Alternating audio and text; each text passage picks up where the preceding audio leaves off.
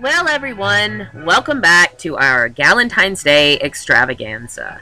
And whether you are spending the Valentine's Day holiday with your gals, with your pals, with your mates, or with your very special sun pony, I think we can all agree that My Little Pony Friendship is Magic is one of the best friendship shows on television. This is a show that teaches us about being friends. And a lot like shows like Mr. Rogers and Sesame Street, it breaks it down in a way that not only kids, but adults can also understand. However, it's not a show that really focuses on romance, and that's for good reason. Its target audience is small children, who of course are too young to understand romance. But there are some episodes that highlight very wholesome, good, and positive romantic relationships in the show. And today, we are going to talk about my very favorite, and that is Bright Mac and Buttercup, and about the episode The Perfect Pear, which coincidentally is my very favorite episode of My Little Pony Friendship is Magic. So this episode comes later on in the series in Season 7, and it answers the question, what happened to Applejack's parents? Actually, it doesn't. It just goes back in time and talks about them. So the episode begins with Apple Bloom, who is a very underrated character in this show. And Apple Bloom is, of course, Applejack's little sister. She comes upon a new stand in the marketplace where a pony named Grand Pear is selling pear butter. And I shit you not, this guy is voiced by William fucking Shatner. And let me tell you how happy that makes me.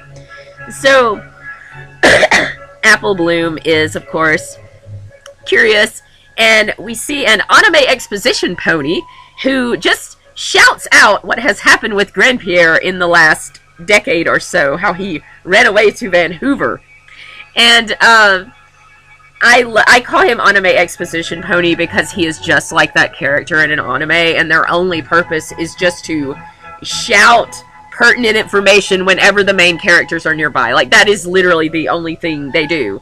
They are like a Law and Order NPC. So, Apple Bloom who's just such a curious and open-hearted little Aquarian baby. She, of course, wants to know everything about him, and he just gives her 2 jars of pear butter. And this is a very sweet moment because later on you figure out Grandpierre is her grandpa. So the way he is viewing Apple Bloom is the way he viewed his daughter, his estranged daughter, Buttercup. And I'm like, damn, we're 30 seconds into this episode and I'm already getting emotional. But looking at this from the outside, you just see an old man giving this kid free stuff, and I'm like, oh, Apple Bloom, honey, don't take that. Don't take things from strange old men.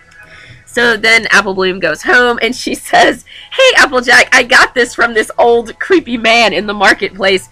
And instead of flipping out and calling Chris Hansen, Applejack says she takes the jar of pear butter, breaks the floorboards in the kitchen, and buries it under the house. And every time I see this scene, I say, me and my family, hiding our emotions. That is what happens when you have a family full of Virgos. So, the Granny Smith Apple, who is Applejack's grandma, who raised her and her siblings, Big Mac and Apple Bloom. She comes in, everybody just does everything to hide the pear butter from her. Again, my family, hiding our emotions. And then Apple Bloom starts asking all the awkward questions you are not supposed to ask in Sunday school. She's asking shit like, hey, if y'all love babies, why did God give the thumbs up to genocide and all that? And it's really funny. I say, she's asking the Sunday school teacher questions because the more she asks, the more confused and questioning her own life Applejack becomes. And she's like, and Applejack's like, hold on just a shitting second, I was never told these things either. And I think if Apple Bloom had come to anyone else, they would have swept it under the rug. But Applejack is all about honesty. And I find that's kind of strange because the shadow side of that is Applejack trying to protect Granny Smith from, like, the way Applejack sees it is no matter how, like, the truth is too painful, no matter how toxic this gets. And I see that as the shadow side of her, like, element of harmony, of her honesty. So, there's this scene where Applejack tells Granny to pick the topping for their flapjacks, and she just spits all over the fucking place. I love Granny Smith Apple. She's my favorite character on this whole show. Okay, so, then, Apple Bloom tells Big Mac and, Applejack, she's like, well, let's get to the bottom of this. And that's what Apple Bloom's whole personality is. She's a cutie mark crusader. She's like, let's get to the bottom of this problem. She's such a little Scorpio. She is an Aquarius sun, a Scorpio moon.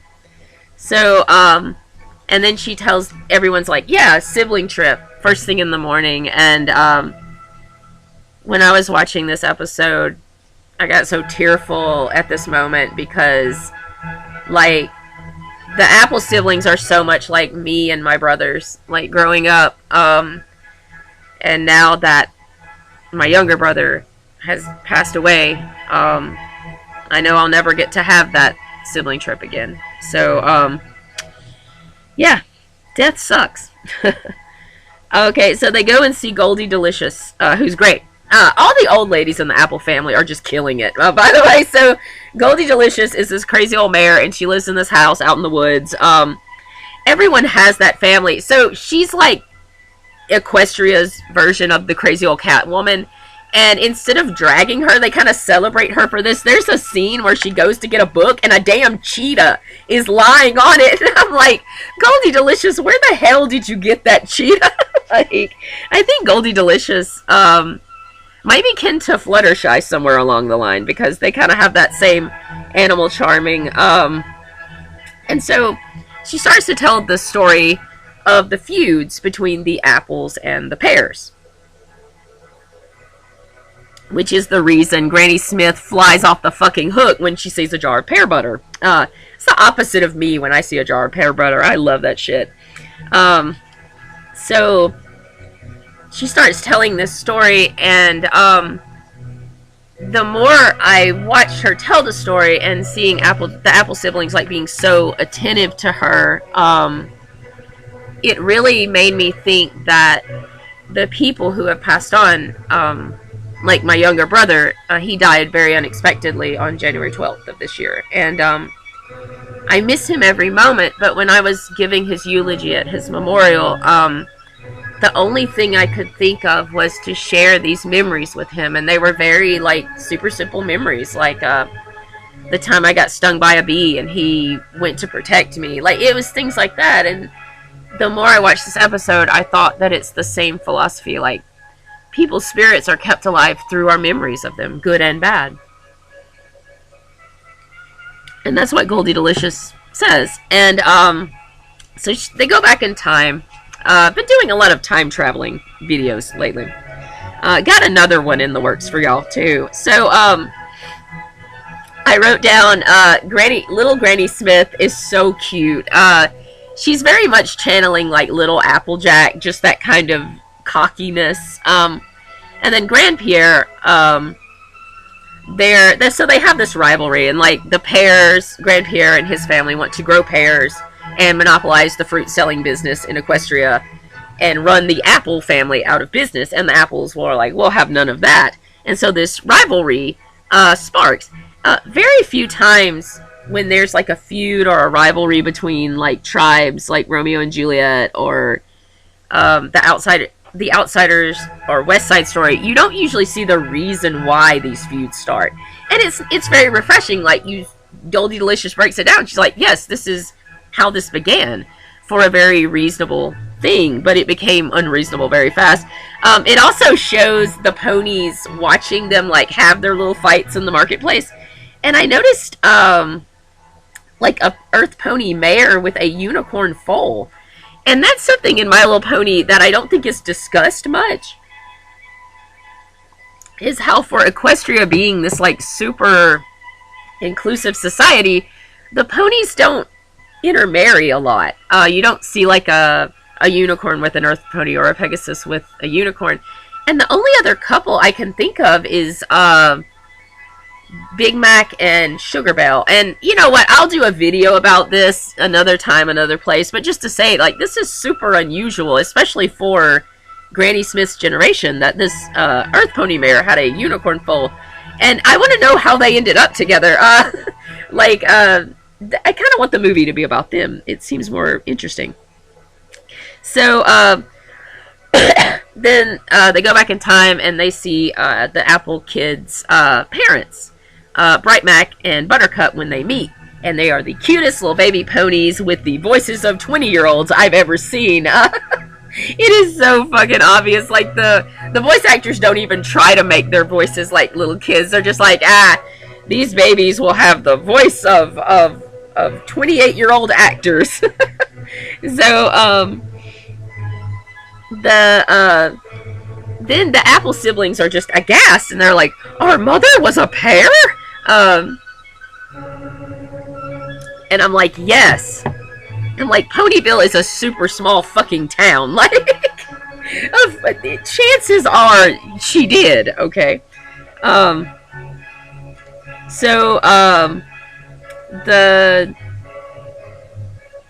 like the way that, like, Grand Pierre and Granny Smith, through their division, was changing their environment and surroundings for the worse.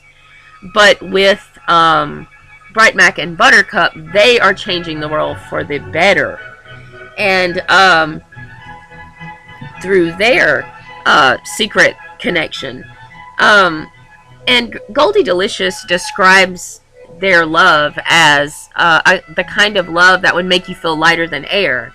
And she says, you couldn't help but feel a little in love yourself when you saw them together. And I said, what Pisces energy is this shit?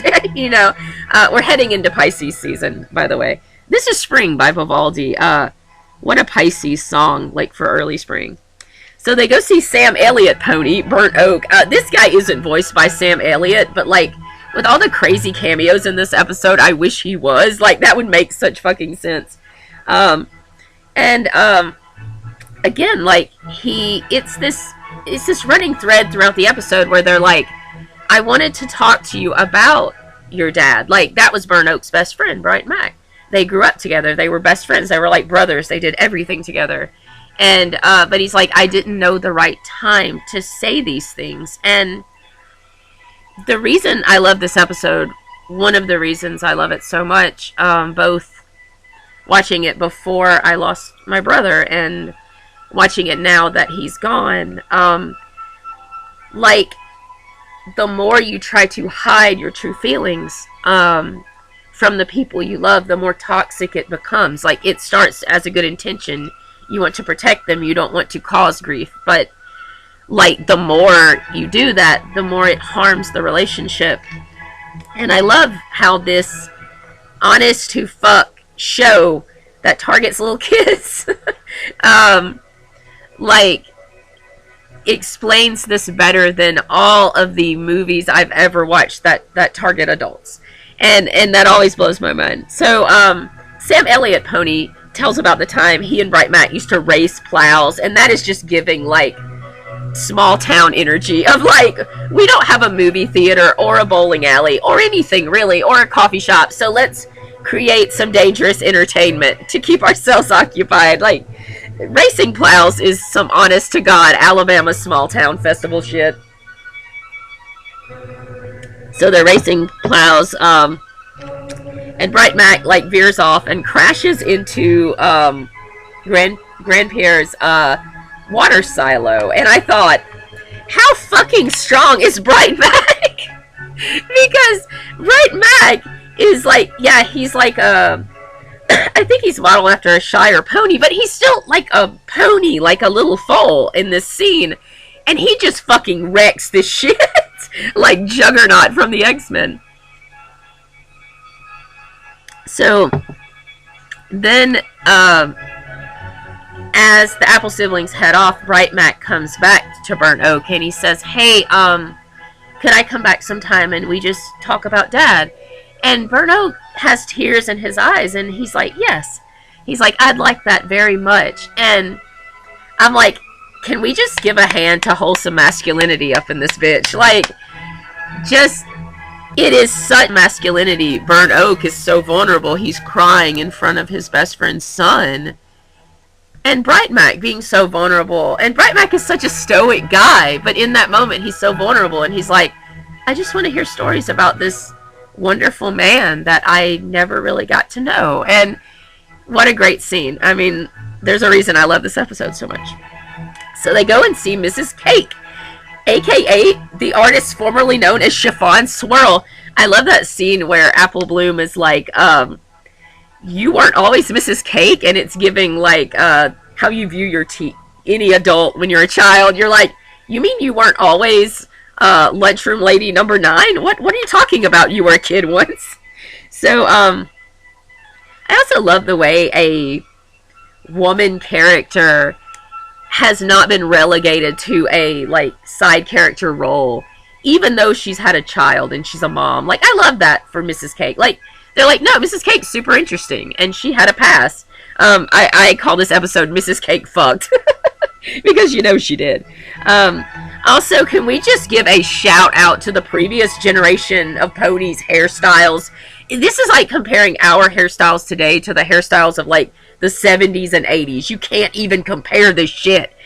Step up your game, ponies of today. That's all I have to say.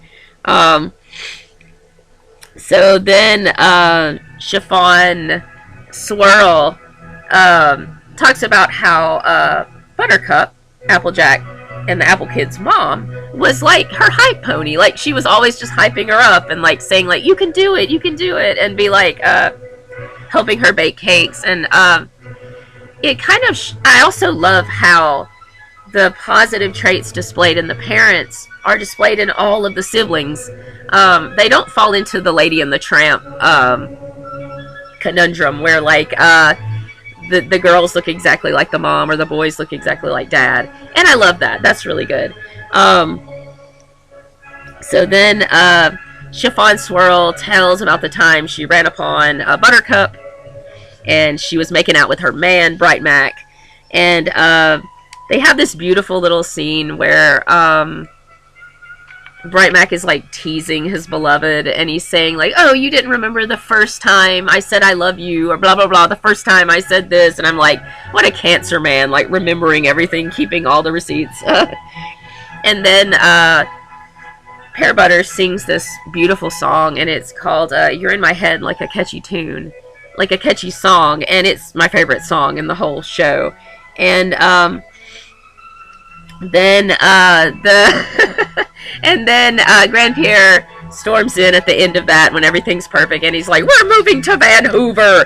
And I'm going to draw like an X-Files decal, and it shows Mulder and Scully as ponies, and it says, we're moving to Van Hoover.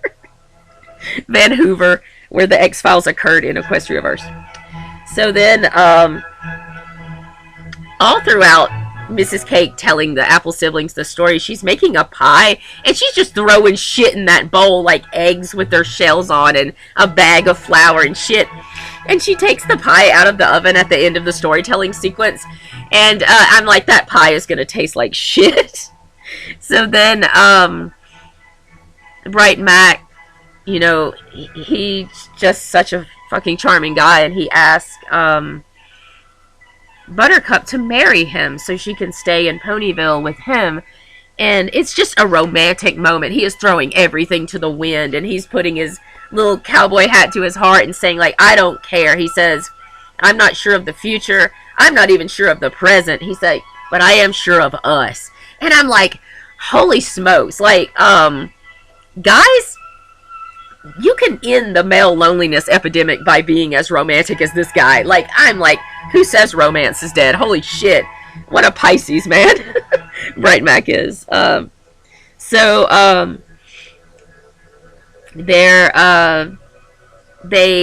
go to Mayor, which is the weirdest fucking name for anyone in this series. It would be like calling someone Chancellor Human or President Cool Guy. I mean, it's the weirdest name. But they do live in a town called Ponyville, which is like Humanburg in our reality. So Mayor, she conducts the secret wedding between Buttercup and Bright Mac, and of course, Granny Smith and Grand Pierre walk in right as they're saying their vows. And when they're saying like, "No, you can't do this," Buttercup kisses Bright Mac on the muzzle, and she says, "Yup," like her son, Big Mac, does. And I love that. Again, like the parents very much displaying the positive traits in their progeny. It's very sweet. Also, there's a shot of Burnt Oak, who's the best man, and he has shaved. He shaved his mustache. He got fucking rizzed up for his best friend's wedding, which is so cute. You never see that guy groomed in any other scene in this show. And then Grand Pierre does the toxic parent thing, and he's like, choose. And then Buttercup says, "Are you making me choose?" And that scene fucking hits. When it's like a parent who is only put on this earth to love and support their child, when they're like, choose, I'm going to choose between my flesh and blood child and this set of beliefs, or this thing, or this person. And I'm like, I can't wrap my head around that. You know, my daughter, I would always choose her. And that's, yeah. And great. Again, just a great fucking episode of My Little Pony. So then, I also love the scene where, Grand Pierre turns his back on his daughter, and he's like, well, fine, you're no family of mine. And Granny Smith, you see it on her face. She's like, oh, I fucked up. And she immediately steps up and, like, takes Buttercup into her care and puts her arm around her. I love that scene of a woman seeing she's done wrong and she's been toxic and she's going to make a change, stepping up to help a younger woman. That's good shit, man. Like, this episode is way better than it has any right to be, okay? So, it cuts back to the present, and the Apple siblings confront Grand Pierre, and they're like, hey, guess what? You're our grandpa. And he's like, no shit. He's like that Arnold Schwarzenegger meme. No shit. So, again, can we talk about wholesome masculinity? This male character being very vulnerable and crying and just saying, like, I fucked up. I wish I could change. And again, can we get a standing ovation for these wonderful, wholesome, positive men just being great? So Grand Pierre goes to Sweet Apple Acres, and he meets his old rival Granny Smith, and they reconcile. And it's really sweet. Them just, the two proudest people in this series, just putting aside their pride. It's a beautiful moment. And I love the message. You're not too old to change. You can still come back. You can still do right. I love that message in this episode. And there was a special way that Bright Mac and Pear Butter sealed their vows, and the Apple siblings lead their grandparents into the woods and show them the 2 seeds that their parents planted at their wedding ceremony, and they've grown into a beautiful apple tree and a beautiful pear tree interwound for all time. And that's all I have to say, guys. This is a beautiful episode of television. If you want to cry your damn eyes out, watch this episode. It's a great episode about romance, but it's a great episode about siblings and how siblings stick together, and friends and family. And y'all, just watch My Little Pony. Just watch it. Just watch it. You won't regret it. I love y'all. Happy Galentine's Day.